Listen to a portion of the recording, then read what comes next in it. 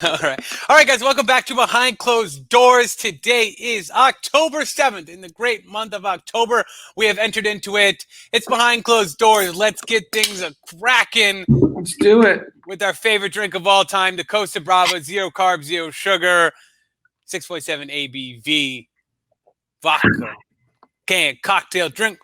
You can't beat it anywhere. Group chat 10 for 10% off over at CostaBravaCocktails.com. Delivers to 31 states if you don't live in Southern California. Let's kick it off right away with the one, the only, my favorite, the fan favorite, possibly the number one star on social media. I think that's very arguable with these couple of headlines that we had this morning. I'm going to read them both along with David Dobrik. The first one is the biggest one. Let's go back right here.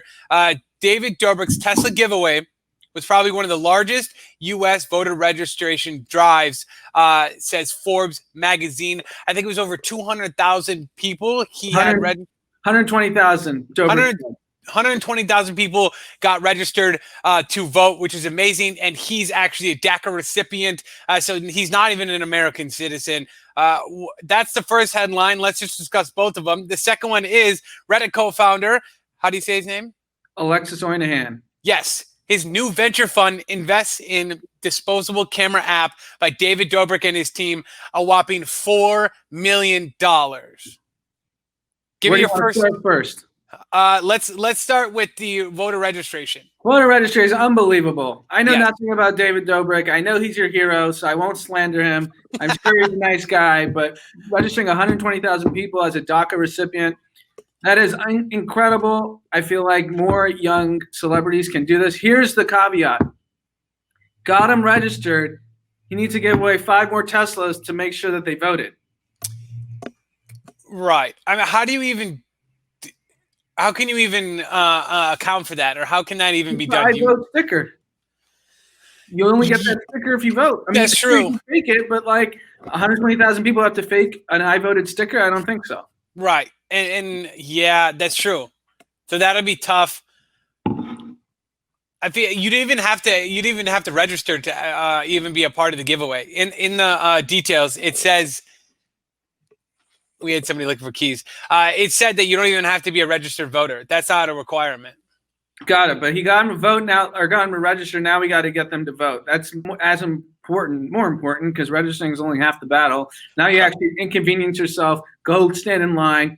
Find your absentee ballot, put it actually in the mail. Those are things people, especially young people, have been found to be lazy to do. Yeah.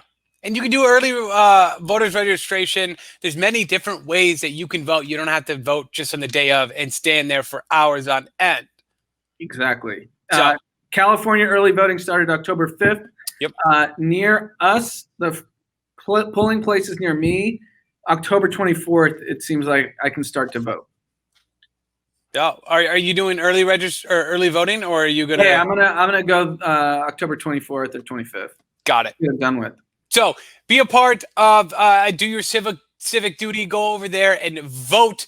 You can vote early and make sure you do vote and encourage anybody else to vote. It doesn't matter who they vote for. It is about just getting people out to vote. I think this ends up being the highest turnout of all time. Do you have a feeling that same thing? Yeah, I think the early numbers show that it's already just exponentially higher than 2016, and this is we're October 7th. I think we talked about this on the podcast. It's important to vote because the elected officials need to represent the actual population. If the population doesn't vote, then the elected officials don't represent us. Right. Whether it's city, state, government, federal government, national, and then local levels, you got to vote. Otherwise, you're sending in people there that don't represent you. Exactly. And I think that's the biggest thing that we encourage, especially out of the podcast, is just to spark conversation and thought around it.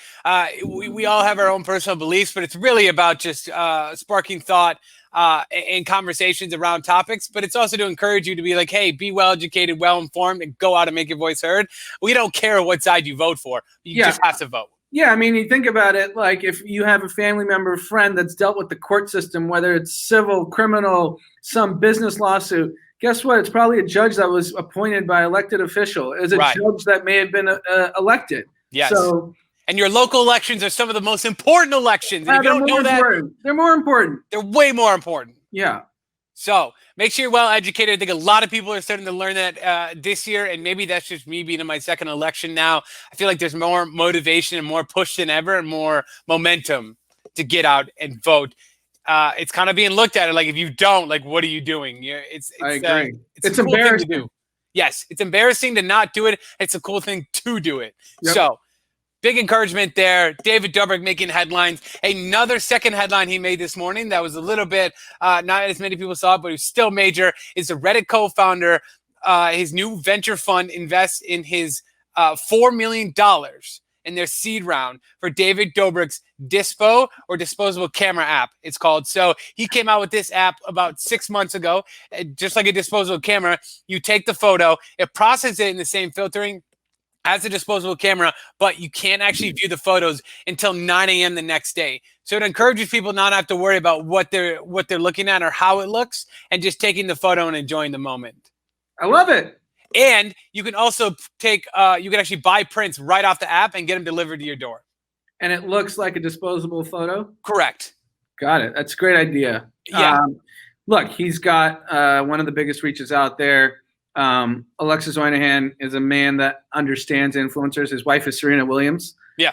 He understands the power of celebrity, and he's well known, and he has a big network. So I think it's a great move. He's got a big fund. $4 million to him is an average size check, I think. So if he believes in an idea, $4 million to him is what the right move is. And Dobrik's going to push it. And I think more than any other influencer right now, he is not, I don't want to say the safest, but he's the most logical.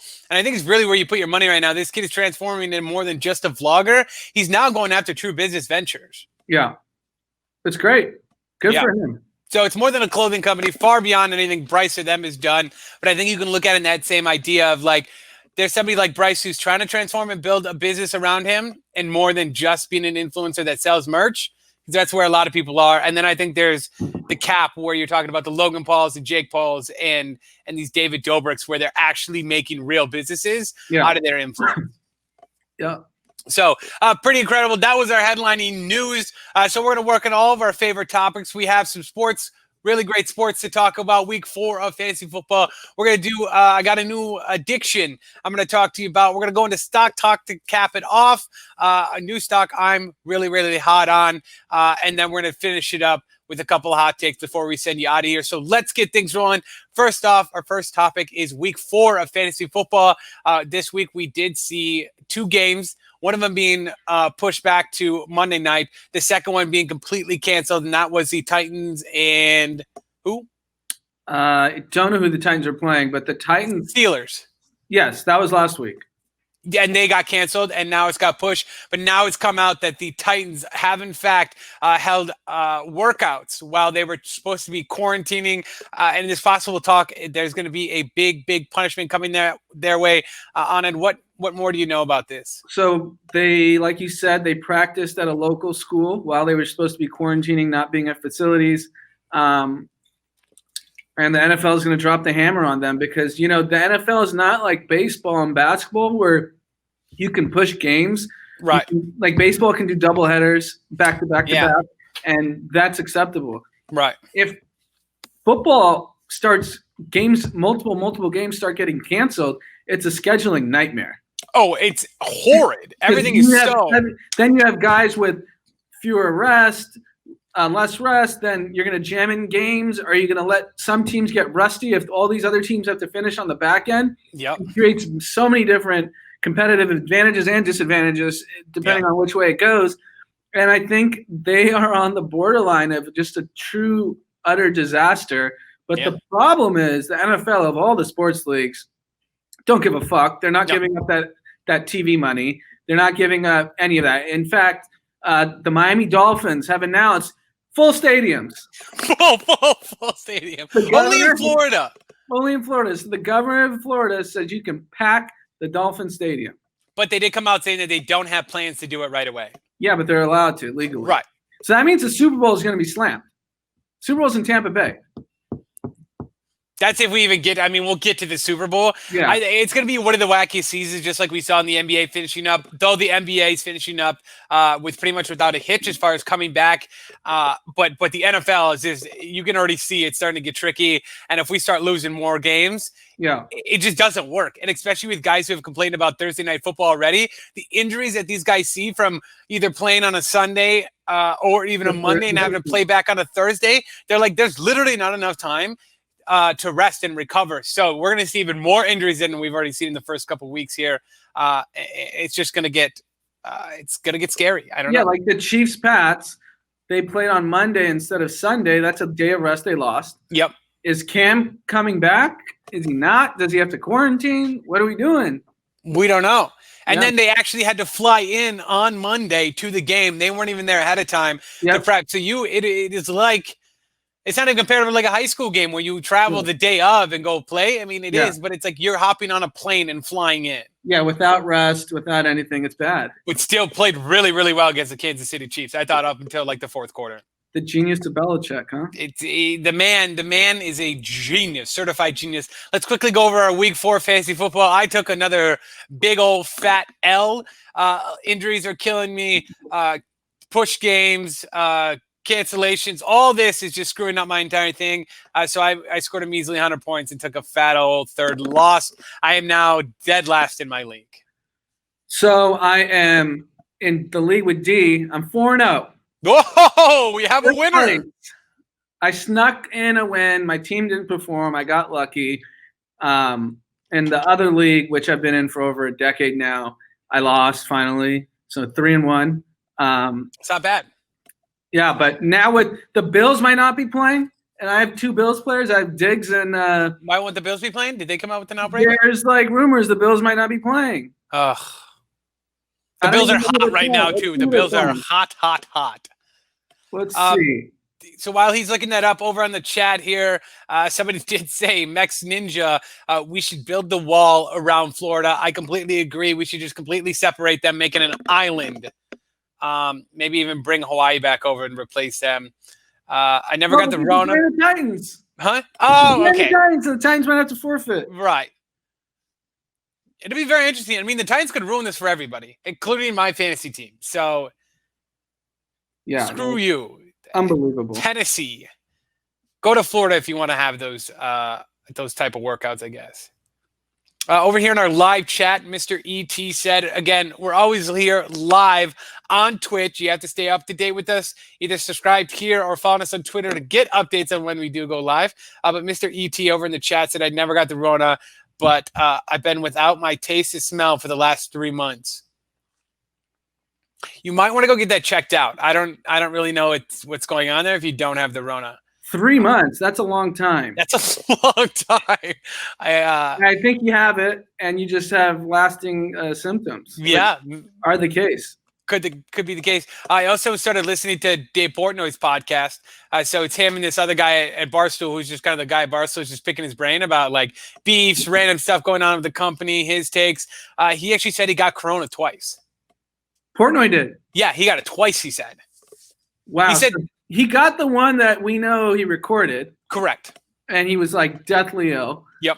And then he must have got it back in March. Correct. Yeah. So he said the first time he didn't go get tested, but he's like, I knew I had it. And he's like, I quarantined, did all that. But he's just like, it was like, I could hardly make it to the end of the day without being extremely tired. I was ill, like blah, blah. He's like, what does he do? He's acted like he doesn't give a fuck. No, he doesn't. He doesn't care. He's healthy enough and young enough. Yeah, I guess. He probably got it again at the Hype House. He probably did. He came to California and caught it and went back. He's doing the only trifecta Corona case. Yeah, but then he's got to be getting regularly tested now because now he's going around Prime, all these like new guys. He's back at the office. They're all back at the office. I got to imagine if you're out traveling, you have to be getting tested. He was in LA over here at the highlight room where the Tau guys have their spot at the pool. He was supposed to be at Harriet's one night. This guy's everywhere. I mean, he's becoming a real big celebrity. He said too on the pod, he's like, this is the biggest I've ever been. Like, actually the biggest he's ever been. Yeah, the day trading just catapulted him into something. It got him to the point where people like me who never cared about him started paying attention. Right. I knew who he was, but I didn't care to follow his content. Yeah. And then when you discover it, you're like, this guy's so damn funny. he's created so much depth, like in so many different categories. It's just like so many people have started to know him. So that's very interesting. So we'll be looking into week 5, another good week. If all plays out, we'll see what happens with the Titans. We're not exactly sure, but there is some to be said there. So we'll keep our eyes and ears and on the NFL. I want to take one more question from the chat. Yep. Someone asked me to explain a SPAC. So we broke this down on the podcast, but I'll do it again here as quickly as possible. Yes. A SPAC is a special purpose acquisition corporation. So the idea is people, mainly like pension funds, high net worth individuals, hedge funds, give a manager. So like someone that they trust, whether it's 100 million, 200 million, 400 million, and that man, the person that's actually running the SPAC, the CEO of the SPAC, has convinced them that they're going to go buy a company in healthcare. They're going to go buy a company in sports. They're going to go buy a company in technology. So these investors are giving a couple $100 million to this person because they think they will use that capital to acquire something that will be beneficial to all. That is a SPAC in the most simplest of terms. Does that make sense to you, Pete? That makes sense to me. Okay. I've also heard it like 16 times since we started bringing it up a couple weeks ago. But people are still curious. It's a very, I thought what's his name did a really good job of explaining it. The Allergan CEO. Yes, Allergan CEO. I thought he did a really good job explaining it. This is kind of another way of explaining it. We've had a couple people reach out and be like, hey, this is also another way to think about it. So yeah, I agree. I get it. Maybe the people don't, but a SPAC is a very new term. It sounds like it came back around after the recession. Yeah, exactly. So if you want to know more about the SPAC, go ahead and listen to today's episode of Group Chat. We talked all about it on there. SPAC everywhere. Let's get moving back into sports. On to the Lakers. The Lakers are now up 3-1 in the series against the Heat. The Heat put up a really good fight last night, but couldn't hold it together in the fourth quarter. What are your thoughts there? I mean, I think I could already say what you're going to say. The Lakers are going to go on to be the champions. It's over. It's over. So Lakers in 5. They had a shot to keep this really close. They're actually leading at some points of the game. Yep. And then LeBron just said it's over. They played really good D, I thought. They consistently played really good D. Pope hit a 3, a couple big threes. Anthony Davis hit a big 3. Rondo was just getting very effective off the – just not by scoring, but rebounds and assists. Yeah. So, I think that's what we were talking about in previous episodes. Like, all these role guys on the Heat, like, it's different when LeBron James is like, okay, I'm turning it up now. Yeah. This is it. And this is why he's arguably top 2 best players of all time. Some would say 1. Some would say 2. It's up to you. It's like choosing a flavor of ice cream. Right. A lot of people say 1. A lot of people say 2. Great people on both sides, though. Great people on both sides. So now he's got 4 titles. He's in the conversation, 1 or 2. You can make it. Yeah. I think the other big thing about last night's game, too, was Anthony Davis, quote unquote, being sick of people not being able to guard Jimmy Butler and completely shut him down last night. So I fully expect him to come back and guard him again.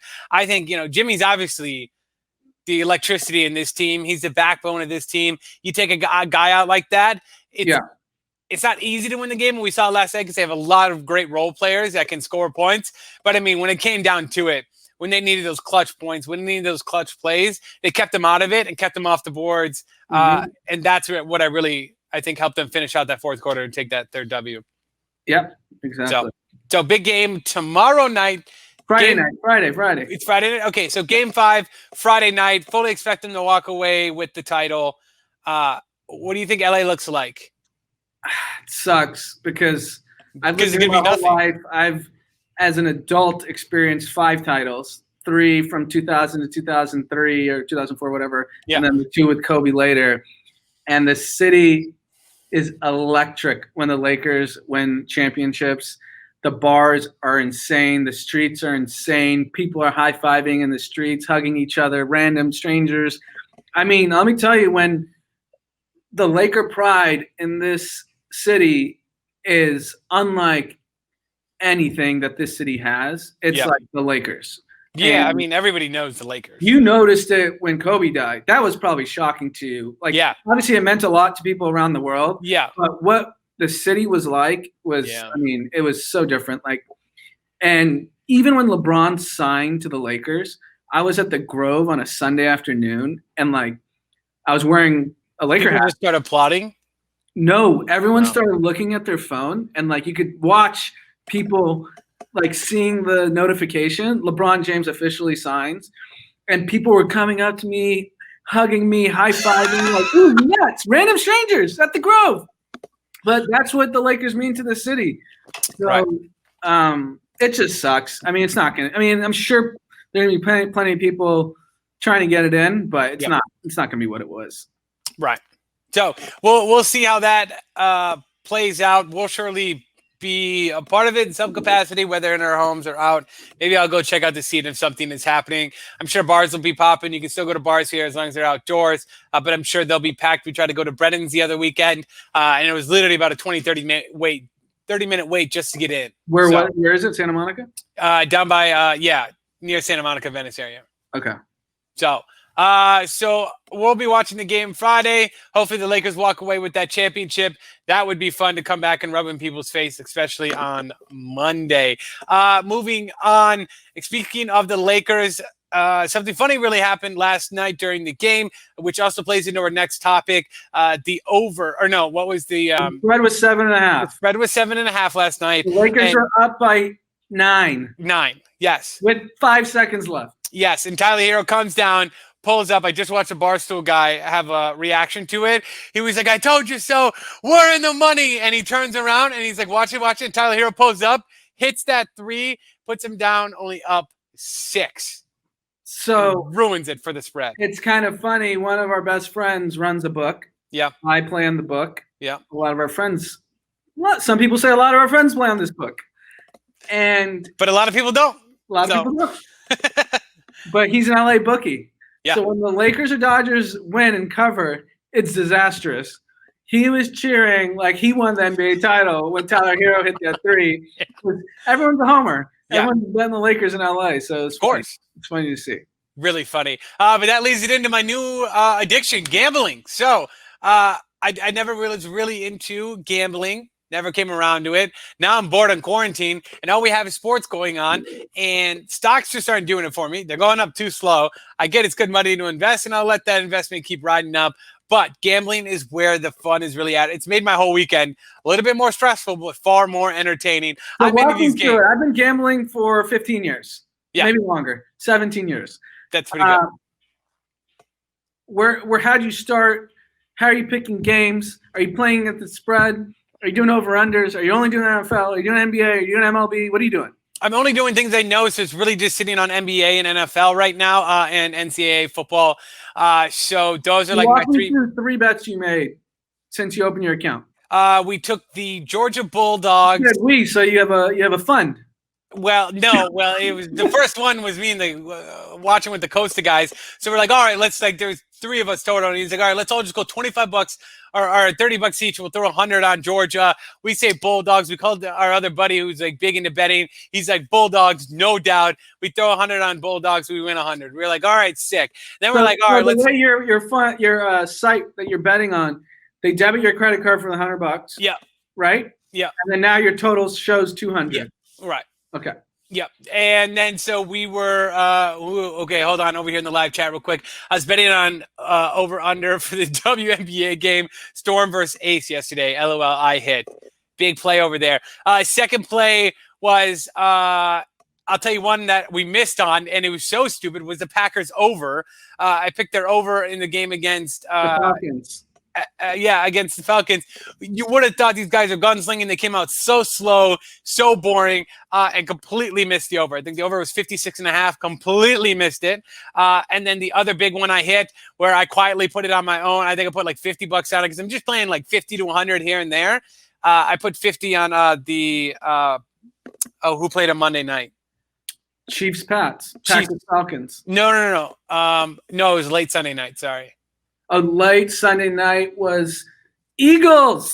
I picked the Eagles. The Eagles, I think, were plus 325 just on the money line. Took them on the money line, and sure as hell they ended up winning. I was confident they had to at least get one win out of them, and sure enough, they did it. So those are my three for the start. So they were big underdogs. So how much did you win on that 50? I think I only put. I think I won 160 or something like that. Wow. So what's your count currently? 300.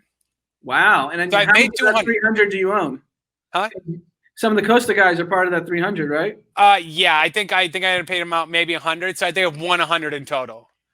Got it. It took a couple of like random small losses here and there, and just like little things I was betting on. Like I bet on Patrick Mahomes to be the first scorer. I think it's like plus 2,000 or plus like 1,000 if he was the first scorer on the Monday Night Football game. Came really close, but yeah, they did 2 field goals. Yeah.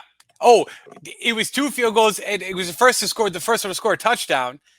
And you can bet on Pats or them. And they had 3 field goals, 2 from Kansas City and 1 from New England, all before half. And the Patriots got stopped on the goal line. They got sacked near the goal line right to end the half. Clock ran out. I was juiced. So it looks like Samir in the Twitch chat has renamed you from Pete's an Idiot to Parlay Pete. We also took a fat old L on our parlay this weekend. We tried to run. That didn't work. So you're getting ready for the weekend. Yeah, I'm excited now. I'm ready to either win a lot of money or lose a lot of money. It makes it far more interesting. So we'll have a lot more updates coming from my gambling addiction that is just starting. I can feel it just crawling under my skin that this is going to be something fun and exciting. Maybe I'll take some. Maybe next time I'll get a couple hot takes from you about where I should be gambling this weekend. Yeah. This should be a new weekly segment. Absolutely, it's going to be a new weekly segment. Pick a parlay every weekend. Yes. I'm going to have to pick a parlay. I'll come next week and we'll start doing Parlay Pete. I'll start picking a parlay every Wednesday that I'm going to do for the weekend. And then we all can watch and play along. I'll live tweet as well to see where we're at. Okay, let's move into our last topic here, our Stock Talk. Stock Talk. This is our favorite segment and the people's favorite segment, especially because they always want to hear from you and what your thoughts are. Before we get to that, I'm going to quickly talk to you about who I'm newly invested in. I took a couple of hot tweets from Twitter, a little bit of convincing on research, which was like pretty much me looking them up, and whatever wiki article was there told me it would be a good investment. Crocs. I'm all in on Crocs. The shoe company? Yes. Okay, walk me through your thesis. Let me look it up. My thesis was Crocs have been around forever. They're an incredible company. I saw some guy on Twitter said he thinks they're going to be like $1 billion company within the next 5 to 10 years. And I was like, I think I agree with that. I know a lot of people that wear Crocs. Crocs are great. People swear by them. I have a brother who's worked as a chef and wears them. And I have a brother who's like an outdoorsman, and they both wear them nonstop in both their professions. So I think it works across so many industries.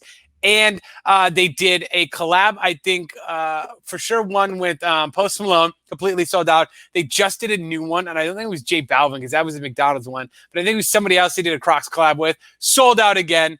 The Bieber, they did do a Bieber collab. They've done a ton of different ones. It's such a fun piece of culture. Bad Bunny, that's what it was. And I think it's just Crocs are Crocs, man. Crocs rule. So it looks like they're at an all-time high.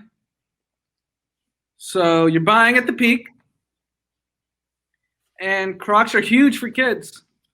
I see Dom in some Crocs all the time. Yeah, kids love. Oh, my nieces are in Crocs. Every little kid's in Crocs because it's so you don't have to wear socks. You can just pop those puppies on, and they're fun. Yeah, that's good. I'm excited for you. Let's talk quick stock market.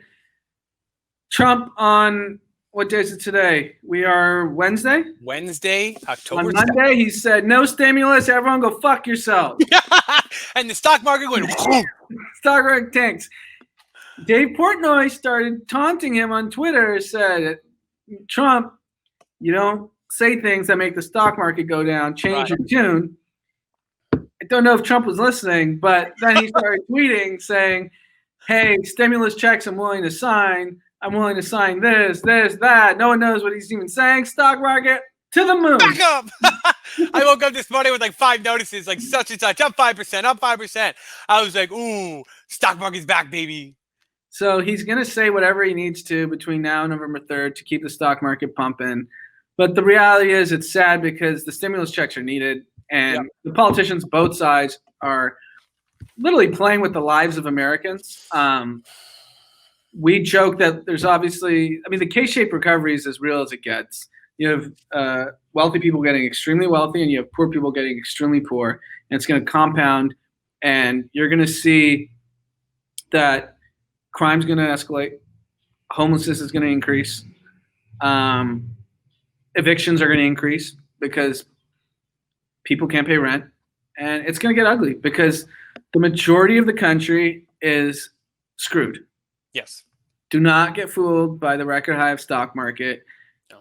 People who have saved their money, good for you, but most people don't have savings. They said the average person couldn't, before the pandemic, we did stories on the average person couldn't afford an extra $400 medical bill. Right. Imagine if you get to zero, where you have zero money. So it's scary. It's not. That's why I've always think that I don't have a wife or kids or a house or anything like that right now. Because I would feel very not secure by any means. And it's just like right now, luckily, I'm just in an apartment worrying about my own costs of living and everything else. And I save some money, so I feel fine. But I can never imagine people who have kids and a family and a house and mortgages and health insurance and all of that to have to like cover for so many people. That's got to be very scary. And some people have really gotten by, but it's starting to get to that scary point where we're hitting that teeter-totter effect. Like this could go downhill for a lot of people if things don't get figured out. Yep. One other thing over here real quick. So somebody just asked for what's the price of Crocs right now. They're up at $47.19 right now. Also, Jake Ollie 14, he says from the UK. So excuse my ignorance. You mentioned in the last pod that Donald is throwing Hail Marys like no stimulus, but is that not completely stupid while people can vote currently? Even if 10,000 people vote based on no stimulus before, he can backtrack. He already lost those votes, ? Yeah, I mean, early voting. So, I mean, polls have just opened. You're talking like we're going to have 150 million people vote. Maybe a few million people have voted. So, 90%, 95% of the country hasn't voted. Right. And I think undecided voters probably aren't voting early because they want to see the next two debates. Mm-hmm. Everyone else is just their minds made up. So right. So he'll just keep throwing Hail Marys to try to really just snag those last couple that he can going into this voting season. Exactly. But I mean, I think that goes along with what he just did in Florida with opening up the stadiums at full capacity. He's just trying to get people any bit of feel good just to move their way. And I think any president really does that in these last couple of months. You try to make as many moves and as many little chess piece moves to really put yourself in the White House. So I can't knock them for it, but be very aware of what these candidates are doing and why they're doing it. Look at it from a big scale, not just a singular issue. Yeah, I totally agree. Completely. We also have, to cap things off, the vice president debate going on tonight. That's right, tonight. So we're going to cover all that in detail on Friday's pod that does get released Thursday night, but we will be covering all that on Friday's episode of Group Chat, so make sure you go and check that out. Who do you got money? Oh, let me tell you this. We were on my bookies where I'm betting. You can bet on a bunch of other things. I bet on Biden to win the presidency. I put $25 on him. Like it. What was the odds? I think he was minus 117 or something like that. Okay. So not great. I mean, it's close, but I found that very interesting. Talking about tonight, who would you put your money on in the vice presidency I mean, debate? it's going to be similar to the presidency. No one's going to say anything. They're going to yell and scream, hurl insults, and move on. Right. So it's whose insults you like more. Right. I love how this used to become a thing where it was the first preview of the presidents actually talking on screen and how much that played from their body language to how they conducted themselves, from going from just voice to now voice and video. And now we progress to the point where it's literally almost completely pointless. Yeah. It's just about who has the better zingers. It's like a schoolyard bully. Yeah. Schoolyard fight. Yep. And it's just about the hits afterwards you talk about. I punched him though. I got that one in the eye. Who has the best sound bites? Right. They get replayed on Twitter. Yep.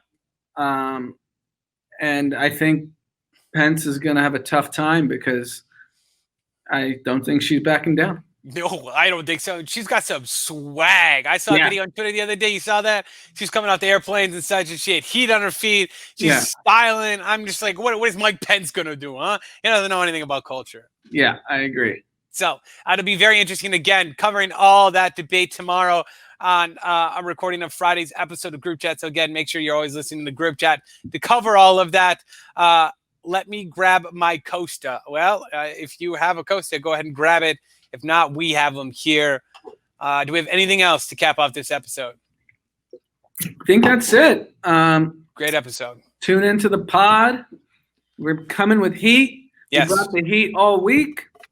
It's not stopping. No, and you can follow me right here at your boy Pete, and you can follow Anand there at Anand_Murthy over on Twitter. It's fantastic. That's where all of our live updates are coming.